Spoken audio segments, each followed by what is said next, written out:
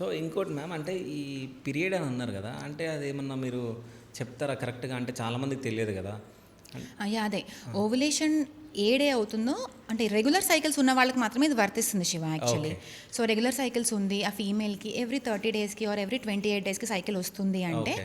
14 days before your next period you will ovulate. Okay. అంటే suppose 30 days cycle ఉందంటే 14 days 30 - 14 is 16. ఓకేనా, 16th డేకి నువ్వు ఓవులేట్ అవుతావు అనమాట ఆ అమ్మాయి. ఓకే.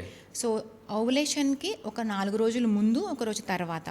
ఓకే. ఓకేనా, అంటే 12 to 17 డేస్ ఈ పీరియడ్లో కలిసి ఉంటే ఆల్టర్నేట్ డే ఇంటర్కోర్స్ చేసినా సరే ప్రెగ్నెన్సీ రేట్స్ బాగుంటాయి. ఓకే. అది. అంటే ఈ ఇర్రెగ్యులర్ ఉన్న వాళ్ళలో అంటే మరి ఇర్రెగ్యులర్ సైకిల్స్ అదే పీసీఓఎస్లో అదే ప్రాబ్లం ఇప్పుడు. ఓకే. పీసీఓఎస్లో సైకిల్స్ ఇర్రెగ్యులర్ ఉంటాయి వాళ్ళకి, ఎగ్ ఎప్పుడు రిలీజ్ అవుతుందో తెలియదు వాళ్ళకి. సో వాళ్ళు మరి ఎప్పుడు ఇంటర్కోర్స్ చేస్తే ఛాన్సెస్ ఆఫ్ కన్సెప్షన్ బాగుంటాయి తెలియదు వాళ్ళకి. సో వాళ్ళకి ఏం చేస్తామంటే ఎదర్ వాళ్ళు పీసీఓఎస్ని కంట్రోల్ చేసుకోవాలి, సైకిల్స్ రెగ్యులర్ అయ్యేలాగా చేసుకోవాలి.